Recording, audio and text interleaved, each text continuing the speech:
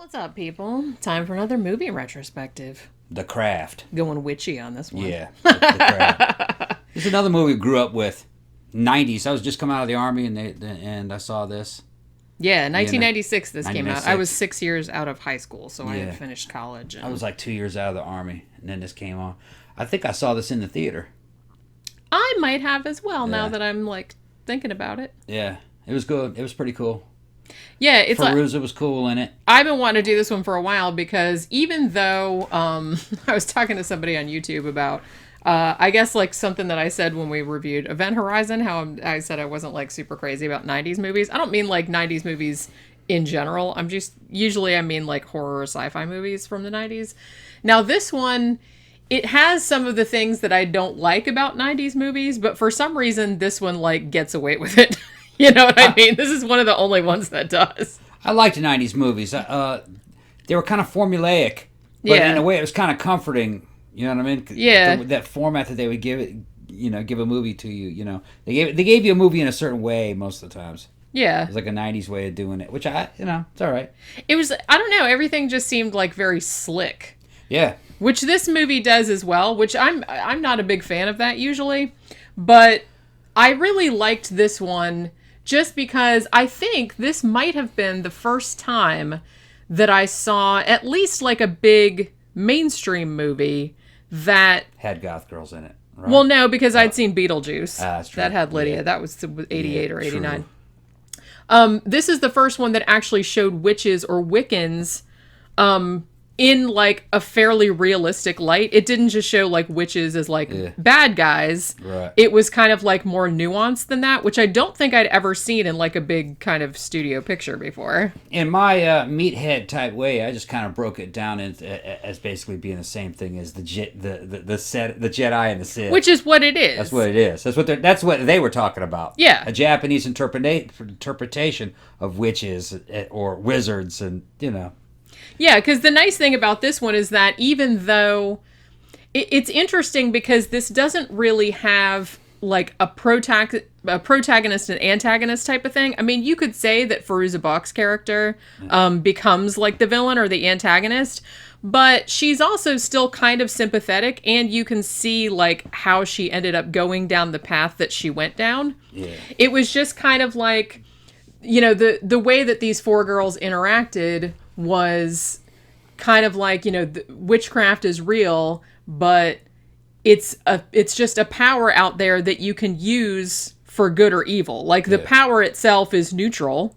You know what I mean? Like it the does, Force. Like the Force. Yeah. And so it's basically kind of like the same thing. And like I said, I think this might have been the first, at least the big movie that had portrayed witchcraft that way, rather than just making them straight up bad guys. Last night we were at the club and was talking to a guy who saw some of my videos about robots and stuff, and I brought up the fact that the guy who wrote these stories, Go Nagai, who's kind of like the Japanese version of Stan Lee, he was Japanese, but he was in a way kind of like a crypto-Christian. And in a way, you could kind of interpret Star Wars as a Japanese type of Catholicism. It wasn't so much Shinto, but Buddhism and Catholicism mixed. Well, his cartoons were kind of like that too. They predated Star Wars. It makes me wonder if maybe Lucas had seen or had heard about some Go Nagai comic books, because they were, you haven't read them, so you don't know the stories. Yeah. But because there was that big East meets West thing, and West meets East. They kind of merge. And witches are in there. The way this is kind of shown, it's a lot like Star Wars to me. Well, yeah, like I said, and that seems like a more rational way to look at things because, like I said, it's this power that's out there, whether it's witchcraft, whether it's the Force, whatever you want to call it, it can be tapped into by people that have the ability to do that. It's also chi. Yeah, or, Chi. And it can be, like, used for either thing. And yin-yang, the symbol of chi, it's dark and light. Yeah. And, they're kind of like chasing one another and kind of canceling one another out. The light and the dark, good and evil, God, the devil. It's that same motif. Yeah. Kind of universal, I guess. Yeah. And I like that this was kind of the first movie to show that rather than having it be kind of like a black and white, like, you know, villain and, you know, here's this girl that comes into town and like the witches are the villains. It's really not like that. It doesn't like judge her for being a witch because really, so, yeah, the way it ends and everything is it evil wasn't punished really by an outside force, was it? Evil punished itself. Yeah, because what they ended up doing, I mean, I'll get into that in a little bit, but it's like, you know, she kind of ended up using the power against the person that was using it for evil. So she was using the same thing. Yeah, and it didn't kill her or anything like that. Yeah. But yeah, so Robin Tunney plays Ciarra, and she's had some problems in the past, like she's attempted suicide and various other things. And they have moved to Los Angeles from San Francisco, and they moved into this really big, nice, like Mediterranean looking mansion, which is pretty fantastic. I don't know if it's still there. That's an actual mansion that they shot. Not the interiors, that was the set, but the exteriors are all, and that witchcraft store that they go to, that's a real store too. Yeah. Which actually might still be there. Because I've seen like photographs of it. I don't know how long ago, if it closed or whatever. But so she moves there, and at this school, it's a Catholic school. But there's this group of 3 girls that everyone kind of like, they're kind of bullied. They're not exactly like shit on a lot, but it's like, you know what I mean? They kind of get whispered about and made fun of and stuff like that. They're the misfits. Yeah, they're just kind of like these 3 misfit girls. Yeah. And, you know, the rumor is that they're witches. Now, the thing about it that's interesting is that even though the 3 of them are witches and basically doing, you know, Wiccan ceremonies, even though I don't think they call it Wicca in the movie. They don't ever refer to it as anything. Yeah, they just call them witches. That's all they do. They don't say anything. But it's interesting to note that there was for this movie there was a Wiccan like expert who did who was a consultant on the movie, and like so a lot of the invocations and stuff like that they do. I recognize them from like some old witchcraft books that I used to read. So it's like it is very accurate, even though the spirit they invoke, Manon. That's not a real... They made that up for the movie just because, ironically, they were afraid they didn't want to, like... They want people out there worshiping... Well, they didn't want to invoke a real one just in case. That's funny. Like, just in case it was real. You know what I mean? Which I thought was kind of funny. But yeah, so ironically, these 3 girls that are at this school that are already, you know, a coven or whatever, they're doing the ceremonies and everything, but they don't actually have any powers. Now, Sarah, the main character played by Robin Tunney, she does have powers. Like she has like natural witchcraft ability, which you find out later like came from her mom, who I think is dead. Because when she's in the classroom and one of the other girls sees her and she's doing that thing with the pencil where it's just like standing up and like spinning around and like going down into the desk, and she's just like doing it like that. And she's doing it like without even thinking about it. So basically what ends up happening is that the 3 girls who are in this coven already, they are like, well, she's got to be our 4th now, because she's the one with powers. So in a way, I don't want to say that they're using her from the outset, because I mean, they did befriend her, they did help her, you know, so it's not kind of like that, but they did sort of, because I was watching this other review the other day and he said, you know, they're leeching off her power. They didn't have any. But the fact that she came there and she had powers, and then all of a sudden when they started doing their ceremonies, like shit started to work. Yeah. Like shit that they started asking for, like started to really happen. Yeah, I kind of forgot about that element of the movie. That's right. They didn't have any powers until they didn't. They were just pretending that they did. And I was like, and I didn't even really, and I've seen this movie like a billion times, and I guess that didn't really occur to me. It didn't really occur to me either, yeah. That they were essentially like stealing her powers. Yeah. I don't think they were doing it like in that sort of way, like how that sounds. They eventually got their own powers. They were channeling hers. That's what I'm thinking. Well, I think she was the only one that had natural powers. They kind of learned theirs, I think. And so they were just doing the invocations and stuff, but I don't know, they don't really go into if shit was working for them before she got there. Because if you remember, the one character that's played by Neve Campbell, who had was cute as a bug in this movie. She really was. Well, they all of them are, yeah. Who had all those burn scars like all over her back. And she had been trying to like kind of wish them away, like with the witch, and it hadn't been working. It didn't work until Sarah got there. Yeah. Yeah, they didn't, and the powers that they had, they didn't really have any real powerful ones until the very end of the movie. Yeah. They looked kind of dangerous. Like, what's her name? The character that Fairuza played. What was the name of that character? Do you remember? Shit. No, Yeah, I forgot the name of the girl. They're just girls. Nancy. Yeah, she could cast an aura on herself to make her look like somebody else. Yeah, because at one point that was the first thing I saw that I was makes like, herself look like. Yeah, that was the first magic power I think I remembered that she did, was to be able to do that. Well, what they did was there something else first, before that? no, because it really just kind of built up to that. It's built up slowly. At first, they were like just asking for, kind of nice stuff. Yeah. You know what I mean? Although it must be said that Fairuza Balk's character, one of the first things she wished for was that her abusive stepfather would drop dead of a heart attack, and he did. Okay, so which that's kind of a power. That's kind of shitty, but it's like he was a creep, and he was like molesting her. I think they implied. And then her and the mom got like a whole bunch of money, and they moved out of the trailer, like because he had life insurance. And she was, and there was plausible deniability how he died. Yeah, he just died of a heart attack. Just died of a heart attack. So, yeah, so it's kind of plausible deniability. You weren't positive. Yeah. But it did happen. But it did happen. But when she went like that and turned herself into that other girl, I was like, oh yeah, she can really do it directly. Well, they kind of like did that at the beginning, because you remember there was like near the beginning when they were first starting to hang out. Yeah. And then I think the first thing that they did was when they were out in the woods and they did an invocation and like all the butterflies came. Yeah. And then that one guy that was chasing them like got hit by a car or something like that. I think that might have been the first time where they were like, hey, like we did that because we were trying to run away from that guy, and then a car hit him and we escaped. We rented this, or we watched this for free? This was on Netflix. It's on Netflix for free. Yeah. I think it's on Netflix or Shudder. Yeah, you guys should go watch it if you haven't seen it. It was a slick movie. Now that we're talking about it again, I mean, I saw it a long time ago, and I think I saw it in the theater. I liked it at the time, but seeing it again, it was a lot better than I remembered it. But there's a lot more to it than I remembered. I remembered it first being kind of simple and vapid at the time, but it's probably because I wasn't really paying real close attention to it. Yeah. Like you said, I didn't realize that they really didn't have any powers. It kind of started slowly. Yeah, and it did. And like I said, so they started doing that, and then like when they were hanging out at one of their houses, and they were doing that light as a feather, stiff as a board thing that I think every girl in America has done on their, it's like a slumber party.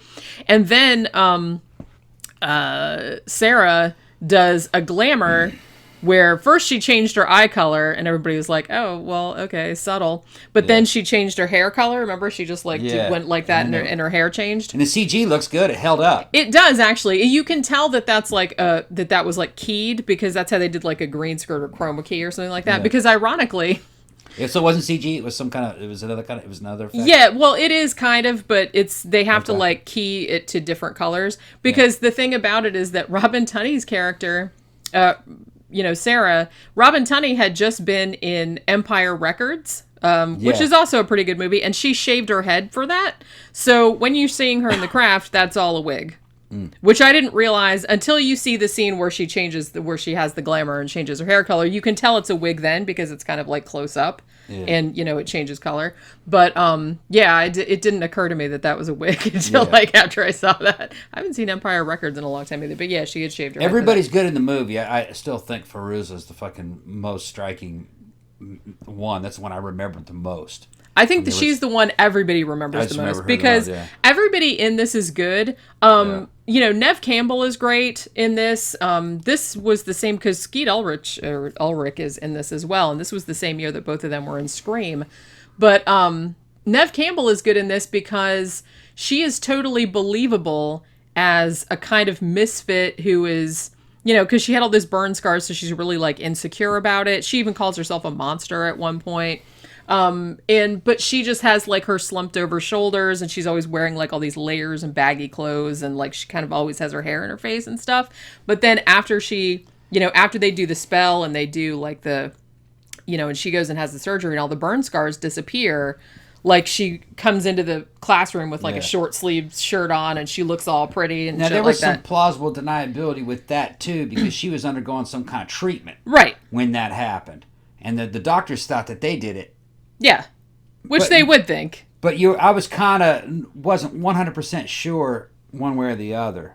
I mean, but I guess the movie clearly tries to spin that as she did it, not the doctors. Yeah. I think they make it pretty because clear. I thought the implication was that she had been undergoing these surgeries, because I think they even made some kind of offhand comment about, look, oh, maybe it'll work this time or something like that. So she had been doing them like over and over again. It hadn't been working.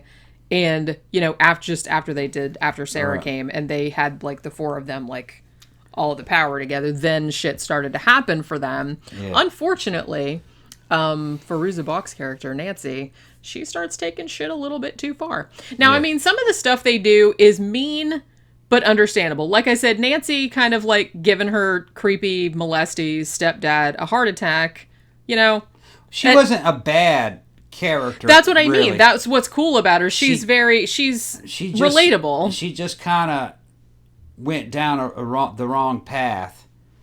She did wish for the death of her stepdad, but that might have been justified, or that might have been... That's what I mean. Maybe it didn't happen. And then later on, you know, she did seem to be trying to conduct an attempted murder. She was trying to kill that other girl. Yeah, she was. She didn't get it done, but... You know, and then how she ends up in the I don't want to spoil the movie for people that haven't seen it, but... I think probably most people have seen it. Yeah, she ends up in an insane asylum, but that's not necessarily that's not necessarily a permanent thing. It might have been temporary. Yeah, and I mean, some of the things too, like Rochelle, the one character who is, you know, African American or mixed race, she gets made fun of a lot by this one, like, you know, fucking blonde bimbo kind of chick at school, and so Rochelle like makes the bitch's hair fall out. Yeah, that's pretty cool. I was just kind of like, oh well, shouldn't have been such a twat. Maybe that wouldn't have happened to you. Yeah, and it's not implied that it's permanent. It's just that it's just hair. It's just hair. It could grow back. I mean, there's a lot worse shit she could have done to her. I thought Fairuza did a great job on the Nancy character. She got the archetypal fucking goth chick of the 90s. She looks fucking great. When I was hanging out in Man Ray back at that same time, this is a club in Boston, goth club in Boston. It's not there anymore. But that's the way a lot of them looked. That I don't know. We ran into Fairuza at a horror Spooky Empire. I think 2 years ago, maybe. She was right behind me, getting coffee with me. I didn't know who that was. I didn't recognize her. It's weird because we saw her like we were up on a saw her later. Yeah, and I saw her come out of like the back room, and I recognized her like immediately. Right. She looks almost exactly the same. I didn't recognize her because I expected her to have black hair and stuff, and she didn't. She had brown hair. Yeah, it's brown. But I kind of think the way she played that character, I kind of think maybe she was a goth chick in her real life. Yeah, she kinda wasn't like that girl from 24. She really is one. Yeah, like I don't think something about it wasn't a costume. It didn't seem costumey. Right. That seemed like something that. Because that's a big thing, and maybe that's one thing that bothers me about some movies in the 90s, is that once the goth thing kind of started to get more popular and they started sticking it like in all these mainstream movies to make them seem like edgy or cool or whatever, it's like you could tell that a lot of those actors weren't like that because they never get it exactly they never get it right. Like even in Terminator 1, the 2 punk rock guys or 3 punk rock guys. It's never right. That's not the way they looked. No. It's not the way they looked. That looked too clean and too showy and too sophisticated. It's just, it always really bothers me. It looked like a costume for a god. That's what I mean. And it's like, and it's hard for me to put my finger exactly on what it is. It's just like the whole gestalt of it. The clothes looked too new. Is one of the things. The clothes looked too new. Maybe in terms of punk rockers. Yeah. The clothes always looked too new. They always looked a little bit too expensive. Things looked a little too bright and new. Like, you know what I mean? Like, you could tell that wasn't clothes that was worn on a regular basis. Yeah, they weren't lived in. They weren't lived in type clothes, yeah. And it might not have been, I mean, if the actor was better, you might be able to pull it off. Yeah. Like, these are just my regular clothes instead of, like, a costume that I got at Spirit Halloween. Yeah. You know, because I'm dressing up as a goth or a punk rocker for Halloween or whatever. Because it's like, I get that vibe. They did it in the 80s, too. Because, like I said, punks were always, like, bad guys. Yeah, for some reason. And I never fucking saw any punks that looked like that. You know, when I was, you know, going to high school in the Michigan area, you know, fucking Bill Winger was fucking, you know, he was Bill, and I forgot a couple of other guys. You know, they were all the punk rockers, and they just hung out with us. We were kind of like the proto-goth / metal guys, you know what I mean? That's at that time. It's before goth was really kind of like a thing in my life. But the punk rock guys were just like regular dudes, you know what I mean? They just had a different way of doing things, a different way of looking. We liked them. Yeah, that's what I mean. Especially punk rock girls, we liked them. Yeah. Yeah, they were cool. And I think that's what's kind of cool about, because like I said, I had seen, Beetlejuice in 1988, and Lydia in that movie, who played by Winona Ryder, I mean, that I knew some girls that looked like that had, I mean, that was like kind of full on, like if you were going out, but... In the United States, punk rockers and goths were middle class. Yeah. They were middle class. Now, I know in England, they'd probably been the fucking poor working class. Yeah. Originally, especially in the 70s, but, no, man, in the 80s, that's middle class kids. They had money. Yeah. So I definitely feel like, Nancy in this movie, her outfits looked really good. And like I said, she didn't look like she was wearing a costume. She looked like a real goth girl. Like, I'm not saying that that's what she wore all the time, but... to the club, that's what she would wear. Yeah, it's like she didn't look like she was trying to be something she wasn't. Or I did hear that she was a Wiccan and that she was into that kind of shit. So that may be why. Yeah. You know what I mean? Yeah, that was going on then, too. Yeah. But, at the time, when I first saw her, my eyes were like, boing! It's like, yeah, that was exactly the kind of look of the girls that was, going to Man Ray. Yeah, and the cool thing about it, too, is that even... She had the cutest teeth. Yeah. She got kind of sharp-looking teeth with kind of a pouty lips or something. There's something about Fairuza. She's got she's cool totally mouth. She's totally cool. She's like she might bite you. I like that kind of shit. I like that kind of shit.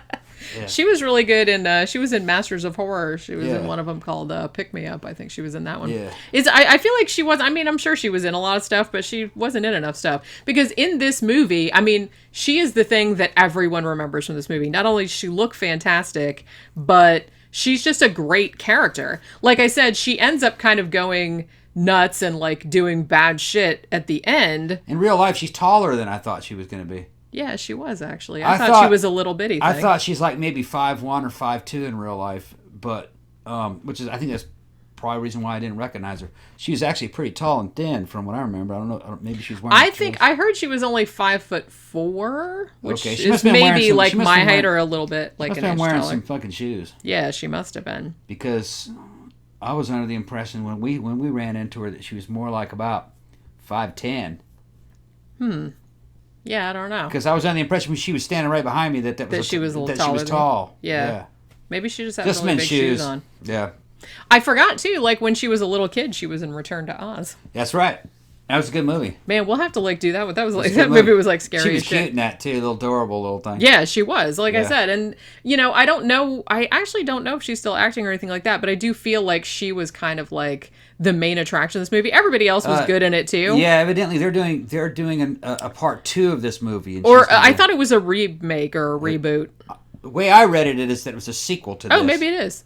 Yeah, they're doing it this year. I think it's this year. I think it just started shooting a couple months ago. I may be wrong, but that's how I remembered it. I remembered it as being a sequel to this with the original cast, but I don't know. Yeah, maybe. In fact, it should be said, I mean, and I know this is like a terrible thing to say, but I think like the main character, Sarah, who's played by Robin Tunney, is the least interesting character. Yeah, I think so too.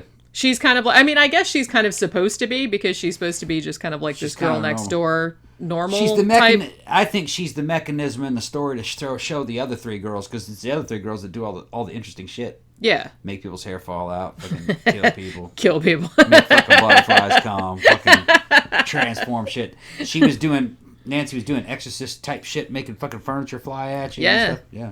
And also, she did a glamour to make Sarah think that her parents had died in a plane crash. Yeah. So, like she was able to like put news on her TV that looked like real news. That's right. I forgot about that. That's kind of messed up because she was trying to get her to like commit suicide again. Yeah. And she slashed her wrist too. But then, like I said, Sarah uses good magic like to counteract bad magic. Yeah. And so that's so like I said, I like that they didn't be like, oh, she had to be like power of Christ compels you or anything like that. Yeah. She was using the same power, just like kind of. It's a good movie. I recommend it. It is. And it's interesting that it did actually really well. I think it did like much better than they expected. Like when it came out in 1996, it only cost $15 million to make. And it made $55 million back, which was more than they were expecting. I'd like to see it again because there was more to it than I remembered. And I really didn't quite catch every element of the movie that last time we saw it. Yeah. My mind started wandering, sometimes. Yeah, I know. Yeah. But yeah, and like I feel like over the years it developed such a huge cult following that I don't know, like, but it seems like it was almost single-handedly or single-moviedly, like, responsible for some of the kind of, like, supernatural stuff that came later on, particularly Charmed, the series. I mean, Charmed is basically Sabrina, but a series. Sabrina, the Teenage Witch. I mean, Did shit, that come out after that? Yeah. I think so. Even, like, fucking Charmed used Love Spit Love's cover of The Smiths' How Soon Is Now for the theme, and that song was in this movie. Yeah. So it's like, that's, Love Spit Love, he was like, that was Richard Butler from Psychedelic Furs, right? That's like his side band. But yeah, so you can see where like this movie was like massively influential in the sense that, as I said, before this, you kind of had like witches were like villains. Whereas after this, it was almost kind of like you saw a lot more movies and a lot more TV series that showed witchcraft in a more like balanced kind of light, or where it was kind of like a metaphor for like feminine power or like women finding their power, which is kind of what it is in this movie. So I feel like this was kind of like a trendsetter in that way. Because there really wasn't much like that before. Not that I can remember offhand. You know what I mean? There might have been. But what was that one weird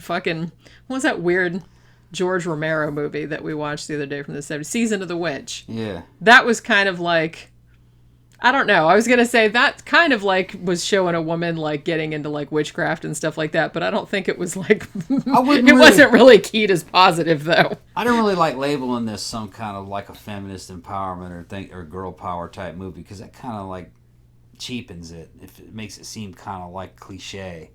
I didn't really ever see it that way. To me, it was just a witch story, and it was just young women doing what they do. Yeah. So I didn't really categorize it as that way.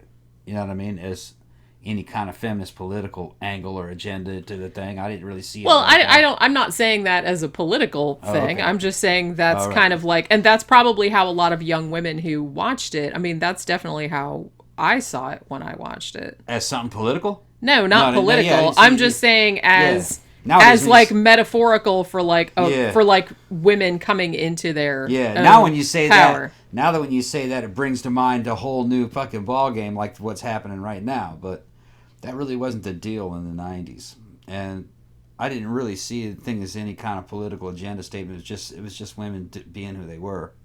I liked it. I thought it was good. Yeah, I did as well. And like I said, it's kind of cool because the guy that wrote it and directed it, Andrew Fleming, he had been wanting to make a movie about high school girls and witchcraft and shit like that. This is so funny to me. I didn't actually realize this at the time. This movie is rated R, which might seem kind of weird because there's not a lot of gore, there's no nudity or anything like that in it, not even a lot of swearing. What ended up happening was that the writer-director wanted this to be a PG-13. So he goes to the letter, like all the MPAA, rules for making a movie in a PG-13. You can only have one, you can only say fuck once, you can't have too much gore, you can't have this, that, and the other. So he did that exactly right. And then he submitted it to the MPAA, and the MPAA said, oh, well, the fact that it's about high school girls practicing witchcraft means that it has to be an R. There's nothing you can do to change that. Oh, then and he was like, well, God damn it. He's like, well, I would have put a bunch more stuff in it if I'd have known that. Yeah. And he was like really mad because apparently just that theme was enough to get in an R rating. So it's like, it seems very weird to me because this movie seems like for a horror movie, it's very tame. There's some creepy imagery in it. There's lots of bugs and snakes and there's a little bit of blood, but not much. I never considered this to be a horror movie, actually. It kind of is, but not really. Now that you called it a horror movie, I was like, yeah, I guess this is kind of a horror movie. I kind of thought of it as more like an adventure movie. Yeah, I guess so. You know what I mean? Kind of like an adventure movie that had a bunch of women. Like I was saying, I don't think it's feminist in the modern terminology. Not like feminist intersectionalism and all this stuff that they had. It's not like that. It's just showing the way things really are. That women are bitches to each other, and they were getting even with these other bitches. Yeah. Some of these dudes were fucking total pricks and were lying and shit, and they exposed them. It's just a normal. It's the way shit really is. Yeah. You're not really only if you had witchcraft. If you powers. had witchcraft powers, which is exactly what I mean. Right. You know what I mean? I was a little bit older probably than the target audience for this movie, like when it came out, because I was already like out of college by this point. But I still like really dug it, and I think even Nancy's character, who kind of gets carried away and like tries to kill people at the end. But everything that each of them do, like every decision they make, like to use the power, you understand it. Because to be honest, most of the people that they fuck over with the spells kind of had it coming. Yeah. You know what I mean? Kind of. It's also because like you said, they tried to get that PG rating. It's still a movie for all ages, if you ask me. Young girls could watch this. Young guys could watch this. Older people, it would entertain everybody. They don't really make movies like this anymore. It's kind of like, to me, it was a movie kind of like Star Wars, but about witches. Yeah. Or like, what would be another good one? Kind of like, there's a lot of parallels from movies around that time. Kind of like Lost Boys, but witches instead of vampires. Although Lost Boys was a lot gorier. A lot more gorier, yeah. But, yeah. But kind of like Lost Boys. But similar kind of tone, similar kind of situation. It'd be like those two. Which, was Lost Boys a horror movie? Sort of, but it had comedy in it too. Yeah. This one is not an action really adventure movie. Yeah, this one's not really. This one doesn't have as much comedy in it. There's like some funny lines in it, like Caruza Balk's very famous, with that bus driver saying, "Watch out for the weirdos," and she says, "We are the weirdos, mister." But it's like, there's little funny lines in it, but it's not. I wouldn't call it like a comedy. The Lost Boys seems like it has a lot more comedy in it because it has like the Frog Brothers and fucking Corey Haim being weird, like singing in the bathtub and everything like that. So, but that one had a lot more gore in it. This one, it seems like this is kind of like the best of the 90s teen movies. Yeah. You know what I mean? I would put this up there with like Scream, which came out the same year and had a couple of the same actors in it. Where it wasn't hokey.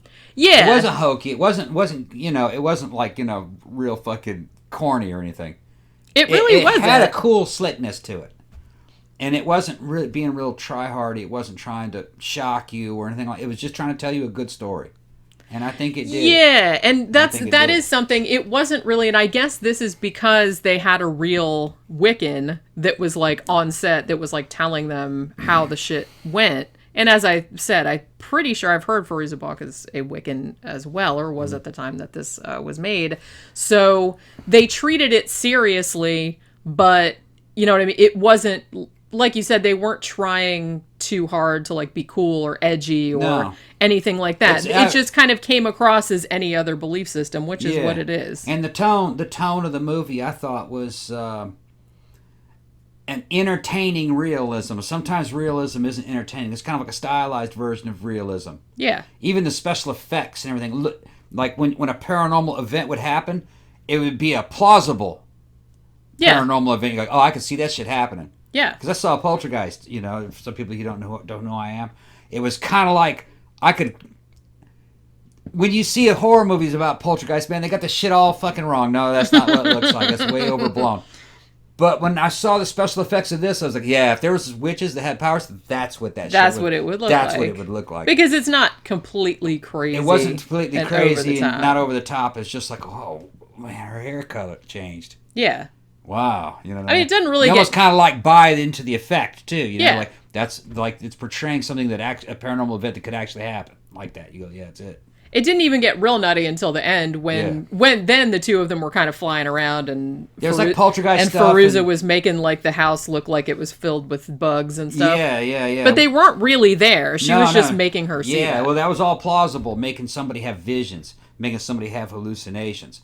RSPK, recurrent spontaneous psychokinesis, that was going on. Yeah. That's all consistent with poltergeist or possession cases and, something like out of Carrie, something like that. Yeah, and this is... So it wasn't over the top. I was just going like, man, that's pretty cool. Yeah, fucked up. But yeah, this is like really, do you know what it's, I found this an interesting fact. I found this on Wikipedia, but apparently they had over 80 actresses that were trying out for all different 4 parts there, the main parts, one of whom was Angelina Jolie. Well, she was a nobody then, though. She was, what had she been in 1996? She'd been like a couple little Had things. she been in Girl Interrupted yet?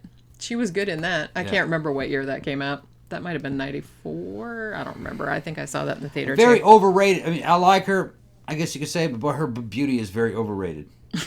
She doesn't look that good. Come on. I heard people just go, oh, she had women so good going over it. And I'm looking at her, I'm like, yeah, she looks all right. Okay. Yeah, she's right. Yeah, she's a good looking woman. But, you know, it's just overrated. Okay, like if you put Fairuza Balk and her next to, I think Fairuza would be cuter than Angelina. Than Angelina Jolie. Well, Fairuza Balk is kind of more, that's kind of more my type anyway. Yeah, I think that's actually kind of cuter, I think. Just, even though Angelina, when she was real young in some of those movies, what was that one where she played kind of a little class of something or other, or what was it? What the fuck's the movie I'm thinking I don't know what you're She was young. She's probably about 18 or 19. She was pretty cute. Yeah. But, you know, just little skinny bitches. You know, come on. Little twiggy women. Little twiggy women. Man, I like some bass in that shit, man. I know you do. Yeah.